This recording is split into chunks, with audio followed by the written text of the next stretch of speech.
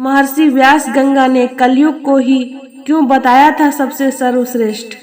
एक बार ऋषियों की सभा में चर्चा हो रही थी कि कौन सा युग सबसे सर्वश्रेष्ठ है। कोई सतयुग तो कोई त्रेता तो कोई द्वापर को सर्वश्रेष्ठ बता रहा था। सभा किसी युग की श्रेष्ठता को लेकर एक मत नहीं थी।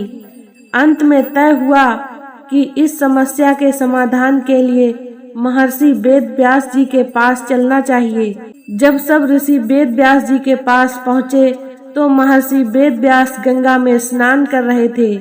सब उनकी प्रतीक्षा करने लगे।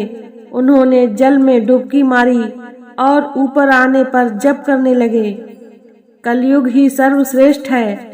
ऋषिगण कुछ समझ पाते कि वेद व्यास जी ने फिर डुबकी मारी और फिर आने पर कहने लगे, शूद्र ही साधु है, शूद्र ही साधु है। सभी ऋषिगण एक दूसरे की तरफ आश्चर्य से देखने लगे। इससे पहले कोई कुछ समझ पाता, व्यास जी ने गंगा में तीसरी डुबकी लगाई और ऊपर आने पर जप करने लगे। स्त्री ही धन्य है। मुनिगण महर्षि व्यास के इस व्यवहार पर आश्चर्यचकित थे।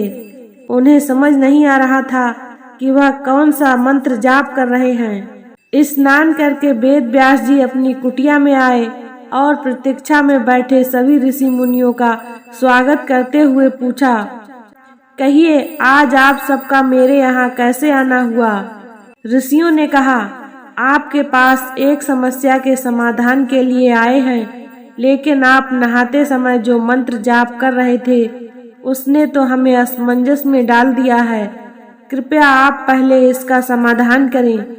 वेद व्यास जी ने कहा, इसमें कुछ भी गोपनीय नहीं है। सतयुग में 10 वर्ष के कठोर जप तप से जो फल मिलता है वही फल त्रेता में मात्र 1 वर्ष, द्वापर में 1 महीना, जबकि कलयुग में केवल भगवान के नाम जपने से ही प्राप्त हो जाता है। इसलिए कलयुग ही सर्वश्रेष्ठ है।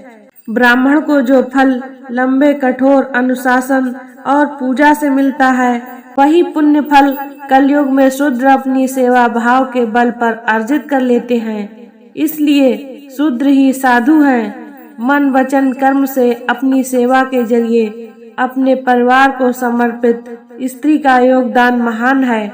वे इससे ही पुण्य लाभ कमा लेती हैं, इसलिए वे धन्य हैं। आप बताएं कि आप सबका यहाँ कैसे आना हुआ। सभी ने कहा, हम जिस शंका को लेकर आपके पास आए थे आपकी कृपा से वह दूर हो गई है। यह सुनकर वेद व्यास जी मुस्कुरा दिए, क्योंकि वेद व्यास जी को पहले से ही पता था कि ये ऋषि मुनिगण हमारे पास क्यों आए हैं। मित्रों, वेद व्यास जी ब्रह्मज्ञानी थे, इसीलिए उन्होंने ऋषि मुनियों की बातों को समझ लिया था। इसलिए उनके पूछने से पहले ही उनके प्रश्नों का उत्तर दे दिया था। इसी तरह की ज्ञानवर्धक कथा कहानियों को सुनने के लिए वीडियो को लाइक एंड चैनल को सब्सक्राइब करें। धन्यवाद।